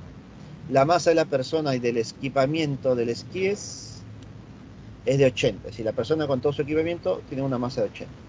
Si el coeficiente de rozamiento cinético entre las superficies de contacto es 0,2, determine la magnitud de la aceleración del esquiador. A ver, determine la magnitud de la aceleración del esquiador. Entonces, para eso debo graficar las fuerzas, ¿no? Primera fuerza, fuerza de gravedad. Dime, ¿cuánto es la fuerza de gravedad? Si sumas es 80, ¿cuánto sería la fuerza de gravedad, chicos? 800, profe. 800. La costumbre es colocar 800 por aquí, pero mi experiencia me dice que no es lo mejor. Cuando tengas superficie inclinada, si tú sabes que vas a descomponer, porque eso ya es algo predeterminado, que tú tienes que saber, no coloques el peso con su número. Coloca simplemente masa por la gravedad. Listo, yo acostumbro en vez de colocar masa por gravedad, solamente reemplazar la gravedad que es 10. Entonces, masa por la gravedad sería 10m. ¿Correcto? Solamente coloca 10m. Listo. Luego coloquemos la normal. Luego, debido a la fricción que hay, porque hay un coeficiente de rozamiento, habrá una fricción hacia arriba. Lo voy a colocar así, ¿ya? Fricción. Mu por la normal. Listo. Y te das cuenta que tengo dos ejes. Un eje donde el cuerpo se mueve y un eje donde el cuerpo no se mueve. Un eje paralelo a la superficie y un eje perpendicular. Siempre debes asumir esos dos. Porque en base a esos dos ejes, tú vas a tener que analizar las fuerzas. Y te das cuenta que la única fuerza que no está en esos ejes es el peso. Conclusión. Debes descomponer el peso de manera perpendicular y paralela. Y para eso vamos a hacer lo siguiente. Mira, acá tenemos una componente perpendicular y una componente paralela. Usando el angulito alfa en este triangulito, nosotros diremos, si la superficie forma una inclinación de alfa con la horizontal, entonces ese ángulo alfa se traslada aquí. No lo preguntes, simplemente hazlo. Alfa por aquí. ¿Y cuánto vale el alfa? 37. Si ahí vale 37, yo te pregunto, este triángulo es conocido, ¿no? 5K, 3K y 4K. Dime, si 5K es igual a 10M, ¿cuánto vale K? K vale 2M. Y si K vale 2M, dime, ¿cuántos serían los valores descompuestos? Serían 8M y serían 6M. Más práctico, ¿sí o no? Claro, imagínate si le hubieras puesto 800. Aunque no lo creas, te hubieras demorado un poco más. Una vez que las fuerzas estén descompuestas de manera perpendicular y paralela, analizas cada eje. En el eje perpendicular tú sabes que no hay movimiento. El cuerpo no sube por aquí ni baja por acá. Al no haber movimiento, yo puedo decir que la normal es igual a 8m. Y si yo conozco la normal igual a 8m, ¿puedo conocer la fricción? Claro que sí. La fricción es igual a mu por la normal. ¿Cuánto vale mu? 0,2. ¿Y la normal? 8m. Por lo tanto, la fricción, ¿cuánto sería? 0,2 por 8 es 1,6m. Ya tengo la fricción. ¿Y por qué es importante la fricción? Porque esa fricción está en el eje paralelo. Y en ese eje paralelo nosotros analizaremos la fuerza resultante igual a masa por la aceleración. Fuerza resultante, fuerzas que van a favor de la aceleración, 6m. Menos fuerzas que van en contra, 1,6m, que es la fricción. Igual a la masa por la aceleración. Señoritas, ¿qué le sacan? Sí, sácale la m, mira. Ahí está. Al sacarle la m, me quedaría que la aceleración vale 6 menos 1,6 sería 4,4 metros por segundos al cuadrado. Problema número 4. La respuesta es la B. Así de sencillo, chicos. Entonces ya tenemos los problemas para dinámica, ¿no? La gran mayoría. Pero problema 4 resuelto. Vamos con otra pregunta, chicos. Pregunta número 5. Pregunta 5 y falta tiempo, pero... 5. Cuando un avión acelera en una pista del aeropuerto, para despegar, un viajero decide determinar su aceleración mediante su yo-yo. Uy, ¿en serio? Esa persona, ese pasajero, ese viajero debe ser físico, lo más probable. Mediante un yo-yo va a determinar la aceleración, ¿no? Y comprueba que la cuerda del mismo forma un ángulo de 37 grados. Claro que sí, ¿no? Forma un ángulo de 37. ¿Cuál es la aceleración del avión? ¿Cuánto será la aceleración del avión? A ver, observa por favor. Mediante este yo-yo podemos decir que la fuerza de gravedad del yo-yo es igual a mg. Luego tenemos una fuerza de tensión. Una fuerza de tensión T. ¿Listo? Ahí está. Pero tú sabes que el avión al moverse genera que el yo-yo también se empiece a mover. Y si el avión acelera, el yo-yo también empieza a acelerar. Entonces la aceleración que tiene el yo-yo es la misma aceleración que el avión. ¿Listo? Pero para eso tengo que analizar estas dos fuerzas. Solamente dos. Con estas dos fuerzas voy a calcular esa aceleración. Y primero debo descomponer la tensión en un valor horizontal y en un valor vertical. Usando un poco el triangulito, tú sabes que la componente opuesta al ángulo sería T seno. T seno de 37. Y la componente más cercana sería T coseno. Ahí está. Por lo tanto, chau T. Trabaja con estas dos. Y tú sabes que en el eje vertical, con estas dos fuerzas, no existe movimiento ni hacia arriba ni hacia abajo. Por lo tanto, podemos decir que fuerzas que van hacia arriba, que es T coseno de 37, es igual a fuerzas que van hacia abajo, que es mg. Este es en la vertical. Ahora nos faltaría analizar en la horizontal. En la horizontal se va a cumplir que la fuerza resultante es igual a masa por la aceleración. ¿Quién es la fuerza en la horizontal? Solamente T seno de 37. Y este es igual a masa por la aceleración. ¿Qué pasaría si lo que está a la izquierda, que es T coseno de 37 igual a mg, lo pasamos a la derecha? Aquí, lo pasamos a dividir incluso. Vamos a dividir. Al dividir sería entre T coseno de 37 y mg. ¿Listo? Simplificamos. T con T se van, masa con masa se van. Y te das cuenta que seno entre coseno es tangente. Y la tangente del ángulo 37 es igual a aceleración sobre la gravedad. Y de aquí, tú mismo eres, ¿no? Calculas la aceleración del avión o del yo-yo, que es igual a gravedad por la tangente del ángulo. Para algunos les gusta la fórmula, esta es una fórmula. Ahí está. Valor 10 por la tangente 37, que es 3 cuartos. ¿Cuánto sería 10 por 3 cuartos? 7,5, ¿no? Ahí está. Listo. Metros por segundos al cuadrado. Problema número 5, la respuesta es la E. 7,5 metros por segundo al cuadrado. aceleración del avión. Mira, todo con un yo-yo nada más. Todo lo que se puede hacer con Profesor, eso. ¿Sí? ¿y cómo es que se puede calcular la aceleración de un avión estando dentro con un yo-yo? ¿Por tener ese mismo sistema? Claro, ocurre eso. Tú Se agarras puede sacar. un objeto y suéltalo con una pita, te das cuenta que ese objeto, cuando el auto, el avión está en movimiento, el objeto tiende a irse hacia atrás. Y el objeto tiende a irse hacia atrás. Entonces va a generar una inclinación y con eso tú trabajas. Haz lo mismo, tal vez no en un avión, sino en un auto nada más.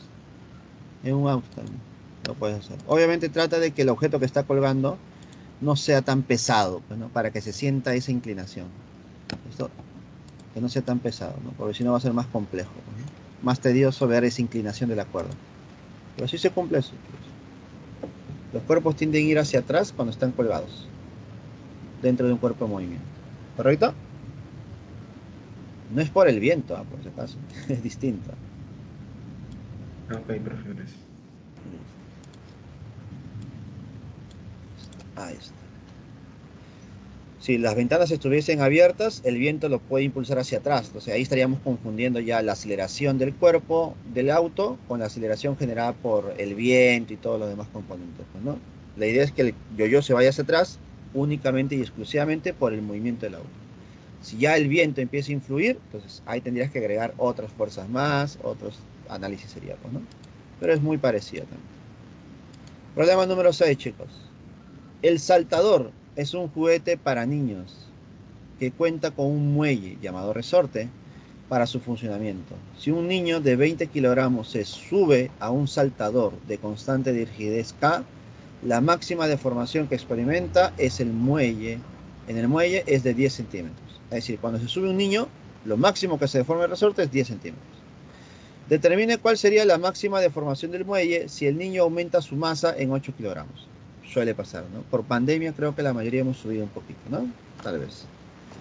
A ver, para que más o menos nos entendamos. Un saltador tiene esta forma, mira. Un niño se agarra de un timón, una baranda o un tubo horizontal, lo cual está unido a un sistema vertical. En este sistema vertical tenemos el resorte, acá está la base y acá están unos parantes para los pies. El niño está ahí, paradito. ¿Listo? Y acá está agarrándose. Ahí está. Entonces, el resorte, al estar la persona encima, genera una fuerza elástica. Si la persona está empujando el resorte, es debido a la fuerza de gravedad mg. Y debido a esa deformación que se genera una fuerza elástica, que es igual a K por X. Ahora, ¿cuándo se genera la máxima deformación? La máxima deformación se genera cuando la persona ya no desciende más. Y si ya no desciende más, estas fuerzas, ¿cómo deben ser? Iguales, porque la fuerza resultante va a ser cero. Y si la fuerza resultante es igual a cero, decimos que el peso mg es igual a K por X. Es igual a K por X. Esto es lo que se cumple. Entonces, esta formulita voy a analizar para el primer caso y para el segundo caso. Para el primer caso, la masa, ¿cuánto sería? 20. La gravedad es 10. Y esto es igual a la constante de rigidez K, que no conozco, por la deformación. ¿Cuánto es la deformación que se genera para el primer caso? 10 centímetros. Solamente 10, ¿no? En centímetros. Ahora, analizo lo mismo, pero para el segundo caso. Para el segundo caso, ¿cuánto sería la masa? Profe, la masa es 8 más. Entonces ya no sería 20, sería 28. La gravedad es 10. La constante de rigidez sigue siendo la misma porque sigue siendo el mismo saltador. Pero debido a que la masa ha aumentado, habrá aumentado la deformación. Ya no será 10 centímetros, debería ser más, lo más probable. Al dividir estas dos expresiones, ¿qué nos quedaría? Que 10 y 10 se van, constante con constante se van, y me quedaría 20 entre 28 igual a 10 entre x. Lo coloco para no confundirnos. 20 entre 28 es igual a 10 entre x. De aquí, décima, décima, chau, chau, mitad 1, mitad 14. ¿Cuánto vale x? La deformación sería 14 centímetros ahora. Problema número 6. La respuesta es la C. 14 centímetros. 14 centímetros. Problema número 6 resuelto. Está sencillo nada más. Vamos, continuemos para que podamos resolver todos los problemas, ¿ya? Intentaremos por lo menos. Problema número 7. Un atleta de 49 kilogramos y 1,7 metros de estatura realiza el ejercicio de anillas denominado el Cristo, en el que mantiene su cuerpo inmóvil con los brazos extendidos horizontalmente según muestra la fotografía. Ahí está el Cristo. El ángulo con la vertical de los cordones de los que cuelga las anillas es de 10 grados, es decir, las cuerdas con la vertical forman 10 grados de inclinación. Determine la tensión de los cordones que sujetan las anillas. Considere que coseno de 10 vale 0,98, ¿ya? 0,98 vale. Listo. Entonces, para graficar a la persona y la fuerza tendríamos esto, ¿no? La persona, ahí está, la persona colgada, ¿no? Ahí está. Y los cordones estarían por aquí. Las cuerdas, ¿no? Ahí está. Esas cuerdas forman un ángulo de 10 grados. 10 grados. A ver, analicemos las fuerzas. Primera fuerza más importante, el peso mg. Segundas fuerzas, tensión. Ahora, a pesar de que la cuerda no es la misma, por la simetría que hay, mismo ángulo, pues podemos decir que las tensiones son iguales. Por la simetría nada más, ¿ya? Si los ángulos fuesen distintos, yo no puedo asegurar que las tensiones sean iguales. ¿Listo? Si yo tengo una tensión T, voy a empezar a descomponer una componente horizontal y una componente vertical. Horizontal y vertical. ¿Listo? Ahí está. Usando el triangulito por acá, el triangulito por aquí, voy a descomponer la fuerza. Generándose así una tensión T coseno de 10, y la otra tensión T seno de 10. Aquí también, ¿no? T seno de 10 y T coseno. Ahí está. Chau tensión. La tensión se va. Y te das cuenta que este T seno de 10 a la derecha y este T seno de 10 hacia la izquierda se van a eliminar. Y solamente me quedaría T coseno hacia arriba y mg hacia abajo.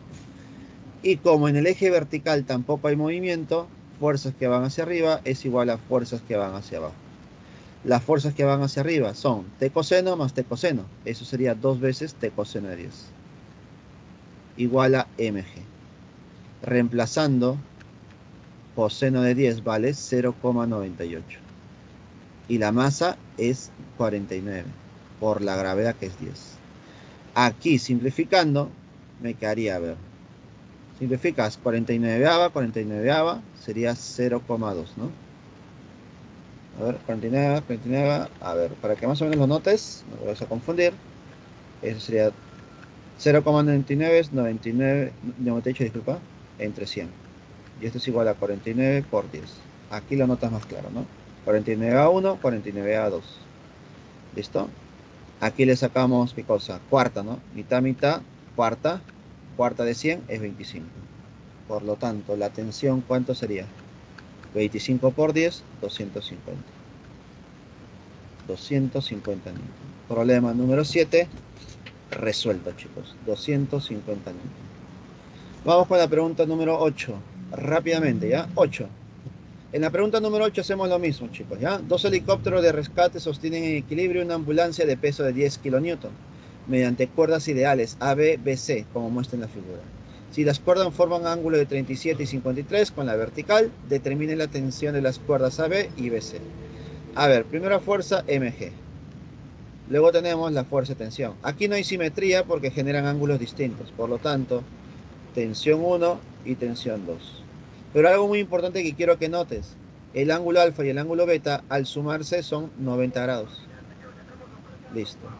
Yo puedo descomponer la tensión 2 y la tensión 1 con esos ángulos, pero al tener dos variables, mis ecuaciones van a ser complicadas al analizar. Con dos variables necesito dos ecuaciones. Y eso no quiero yo. Lo puedes hacer con calma. Puedes hacer lo mismo que hicimos acá. Analizar horizontal y vertical. Y ahí tienes tus ecuaciones. Pero voy a aprovechar otra cosa. Si son tres fuerzas y el cuerpo no se mueve, la fuerza resultante, ¿cuánto debe ser? 0. Y si la fuerza resultante es 0, se puede formar un triángulo de fuerzas. ¿Cómo se grafica el triángulo de fuerzas? Primero se grafica el peso, mg. Luego, de manera consecutiva, colocamos la tensión 2. de manera consecutiva para cerrar el triángulo. La tensión 1. Como la tensión 1 y la tensión 2 son perpendiculares, acá es 90 grados. Y luego tendríamos que la tensión 1 y la tensión 2 con las respectivas verticales forman alfa y beta. Y alfa y beta son 37 y 53. Entonces para la tensión 1, acá sería alfa, 37. Para la tensión 2, 53. Y nos damos cuenta que este triángulo es conocido. Si este triángulo es igual a 37, 53, esto es 5K, este es 4K y este es 3K. Entonces 5K es igual a mg, ¿cierto? Pero ¿cuánto vale mg? Recuerda que mg vale 10.000 kilonewton. Por lo tanto, la constante K valdría solamente, ¿cuánto? 2000, ¿no? 2000 kilonewton. 2000. Recuerda que esta K no es lo mismo que esta. Cuidado. Si la constante de proporcionalidad vale 2000 kilonewton, la tensión 1 valdría 4 veces eso, es decir, 8000 kilonewton. Y la tensión 2 valdría 3 veces la constante, es decir, 6000 kilonewton. Problema número 8, resuelto, chicos. La clave sería, en ese orden, la C. Problema número 8, casita, chicos. Casita. Vamos, continuemos rápidamente. Pregunta número 9. 9 y 10 no me falta, ¿no? 9 y 10. Pregunta 9 dice: un automóvil de masa de 1000 kilogramos se desplaza sobre una superficie por una pista curva de radio de 100, como muestra en la figura. La rapidez tangencial del automóvil en la posición más alta de la curvatura es 10. Y la magnitud de su aceleración tangencial es de raíz de 3. Determine la magnitud de la fuerza resultante sobre el automóvil en dicha posición. Esto es una aplicación de las leyes de Newton al movimiento circular. ¿Y qué ocurre cuando hay un movimiento curvilíneo o un movimiento circular, chicos?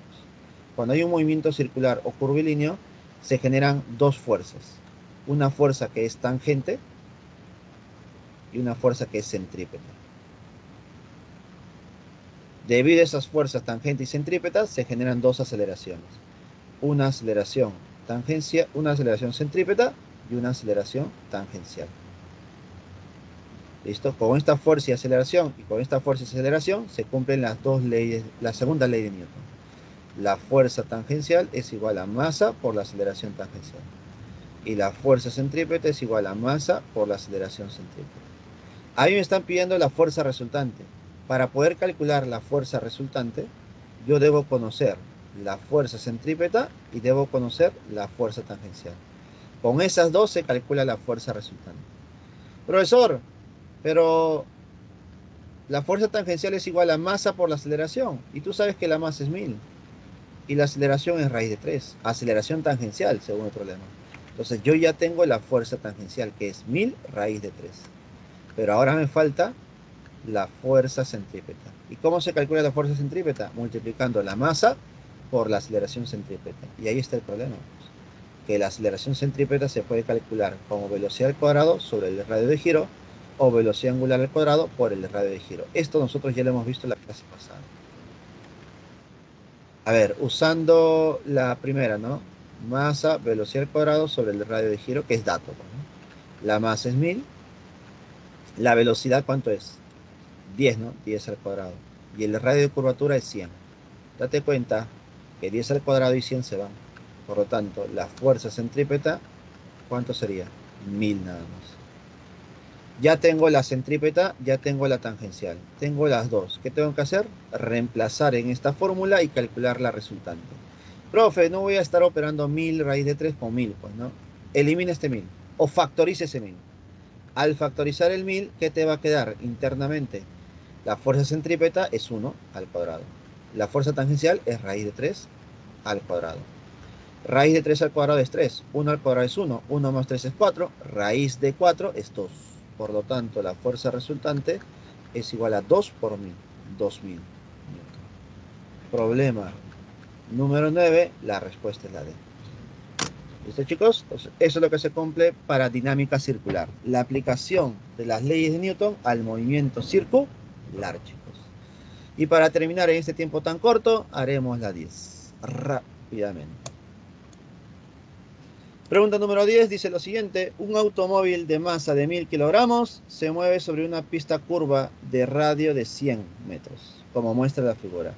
Si el auto tiene una rapidez tangencial constante de 20, rapidez tangencial de 20, y está a punto de patinar. Si está a punto de patinar, está a punto de moverse, a punto de resbalarse. ¿Ya? Determine el coeficiente de fricción estático entre la pista y las llantas. A ver, siempre cuando un cuerpo se mueve en una trayectoria curvilínea, hay una fuerza que trata de expulsarlo de esa trayectoria curvilínea. A eso se le llama fuerza centrífuga.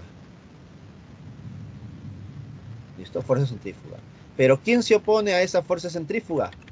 ¿Quién se opone a que el carro se descarrile? Se opone la fuerza centrípeta. La fuerza centrípeta es la que se opone a ese movimiento. ¿Listo? A ese descarrilamiento. Ahora, esa fuerza centrífuga en esta oportunidad es nuestra fuerza de fricción. Y es la fuerza de fricción estática máxima, porque me dice que el cuerpo está a punto de patinar, a punto de resbalarse, está en movimiento inminente. Entonces la fuerza centrípeta es igual a la fuerza estática máxima. Y eso es debido a la fricción que hay entre las llantas y el piso. Y la pista, pues, ¿no? ¿Cómo se calcula la fuerza centrípeta? Masa por la aceleración centrípeta. ¿Cómo se calcula la fuerza de fricción estática máxima? Mu estático por la normal. La pregunta es, ¿cuánto vale la normal? A ver, si tú analizas el auto en ese eje vertical, nos vamos a dar cuenta que el auto está sometido a dos fuerzas. La fuerza de gravedad mg y la normal. ¿Listo? Y también tenemos de manera centrípeta la fricción, pero eso no está en el eje vertical, ¿no? Eso está en el eje radial. ¿Listo? En este eje están estas dos. Y como en este eje no hay movimiento, porque el cuerpo no se va ni arriba hacia abajo, entonces la normal es igual a mg. Por lo tanto, ya tengo todo. Esto es igual a la masa por la aceleración centrípeta. Como no tengo aceleración centrípeta, lo voy a calcular con la velocidad. Velocidad al cuadrado sobre el radio.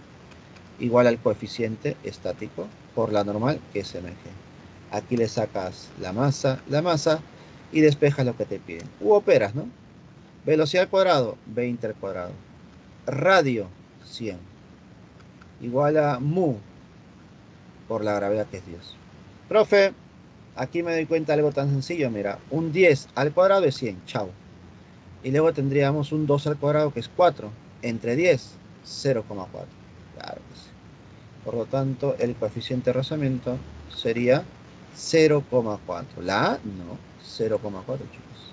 Recuerda que ese 2 todavía se eleva al cuadrado. Ajá, claro. Si no es la A, es la B. Problema número 10. Resuelto.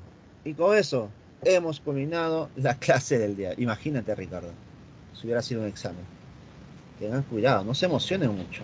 Tengan cuidado, siempre con los cuadrados. Tengan cuidado. Problemas resueltos el día de hoy. Coméntame, por favor, dime. Profesor, ¿podría volver a las 7, por favor? Es que no le logré tomar foto. Problema 7, ¿no? Acá está, ahorita la 7. Listo, chicos, con eso hemos terminado la clase del día de hoy.